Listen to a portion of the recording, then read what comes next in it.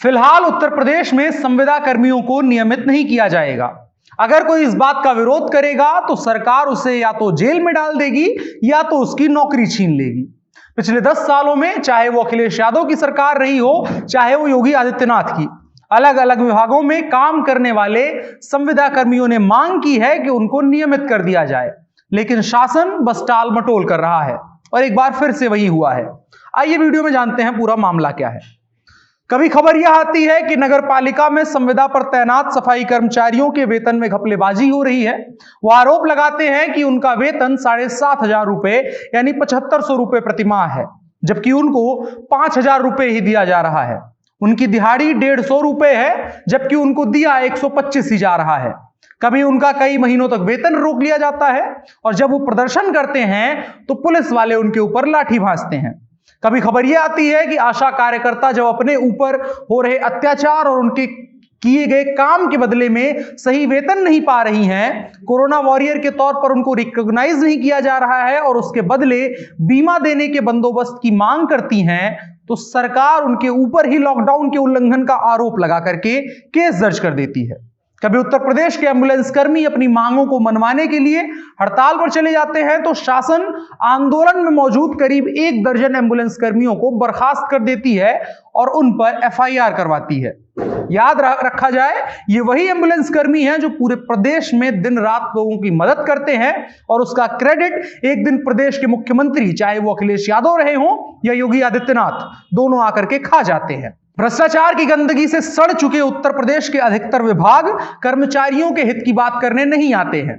योगी आदित्यनाथ कहते हैं कि हम 24 करोड़ उत्तर प्रदेश वासियों के बारे में सब कुछ जानते हैं, तो वो ये कैसे नहीं जानते हैं कि आपके सरकारी विभागों को चलाने वाले ये कॉन्ट्रैक्ट बेस्ड कर्मचारी और संविदा कर्मचारी अगर एक दिन के लिए हट जाएं तो आपके उन विभागों की बधिया बैठ जाएगी जिनके किए गए कामों का प्रचार सरकार का सोशल मीडिया सेल करोड़ों रुपए खर्च करके करता है।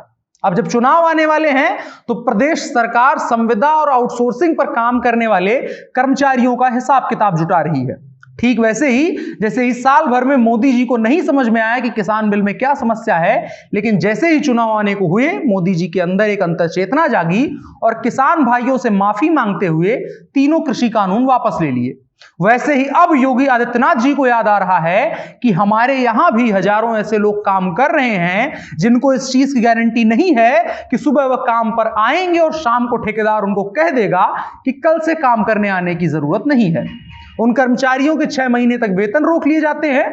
चूंकि वो नियमित कर्मचारी नहीं है, इसलिए उनके पास सरकार के इस फैसले के खिलाफ खड़े होने का कोई हक भी नहीं है। खबर यह है कि बीते दिनों मुख्य सचिव आर.के. तिवारी की अध्यक्षता में गठित एक समिति थी जिसका काम था कि प्रदेश के कर्मचारियों की समस्याओं पर विचार करना और उसका निराकरण करना। उसकी बैठक हुई थी। इस बैठक में तमाम महत्वपूर्ण मांगों पर चर्चा हुई। मोटा माटी सारी मांगे प्रदेश के सभी विभागों में संविदा कर्मचारियों को नियमित करने की थी, लेकिन सरकार की तरफ से, शासन की तरफ से यह स्पष्ट कर दिया गया कि फिलहाल संविदा कर्मियों को नियमित करने का कोई प्रस्ताव विचाराधीन नहीं है, जिसका माने यह है कि हर चुनाव में संविदा कर्मियों के हित की बात करके चुनाव लूट लेने के लिए लूट लेने वाले नेता सरकार बनने के बाद यह भूल जाते हैं कि उन्होंने चुनाव में ऐसा कोई वादा भी किया था। और एक और शासनादेश आता है जिसमें यह साफ साफ लिख दिया जाता है कि सरकार अभी आपको नियमित कर्मचारी के तौर पर कंसीडर करने के मूड में नहीं है। और उत्तर प्रदेश की योगी सरकार जिन अफसरों को अपना कान और मुंह बना करके रखी हुई है, उनके बारे में थोड़ा खबरें पढ़नी आवश्यक हो जाती है। कभी खबर आती है कि मुरादाबाद में वित्तीय अनियमितता के मामले में डीपीआरओ समेत 12 लोगों को निलंबित कर दिया गया है। कभी खबर आती है कि पंचायत के विकास के लिए जारी किए गए फंड में घोटाले की खबर है। कभी चयन प्रक्रिया में सरकारी अफसरों के द्वारा की गई गड़बड़ियां सामने आती हैं। ऐसी तमाम घटनाओं के लिए जिम्मेदार वही सरकारी अफसर हैं जिनकी रिपोर्टों पर सरकार काम करती है, और जरूरतमंद लोग जब धरना देते हैं तो आम जनता की सरकार केवल खास अफसरों की सुनती है और उनके सुने सुनाए, उनके कही बातों के आधार पर फैसले लेती है। सरकार को सोचना चाहिए कि जो व्यक्ति 10 वर्ष से एक ही विभाग में सेवा दे रहा है, उसको अगर कल को नौकरी से निकाल दिया जाता है बिना कोई कारण बताए, तो उसके पास करियर नाम की चीज कहां बचेगी। वो 10 साल एक विभाग में काम करने के बाद, एक पर्टिकुलर पद पर काम करने के बाद दिहाड़ी मजदूरी करने के अलावा किस काम को करने के काबिल बचेगा। इसी डर की सुरक्षा की मांग ये आम लोग कर रहे हैं, उससे ज्यादा कुछ नहीं मांग रहे हैं। लेकिन सरकार उनके इसी डर को दूर नहीं कर पा रही है, या यूं कहें वो जानबूझकर दूर नहीं करना चाहती है। चुनाव आ रहे हैं, एक बार फिर से प्रदेश के नेता लोग मंच से आएंगे और कहेंगे कि मेरे संविदा कर्मी भाइयों, आपके हित के लिए हम हमेशा खड़े हैं, हमको सरकार में लाइए, हम आपको नियमित कर देंगे, आपकी जिंदगी बेहतर कर देंगे। और बाद में जो कुछ भी होने वाला है उसका अंदाजा तो आपको है ही।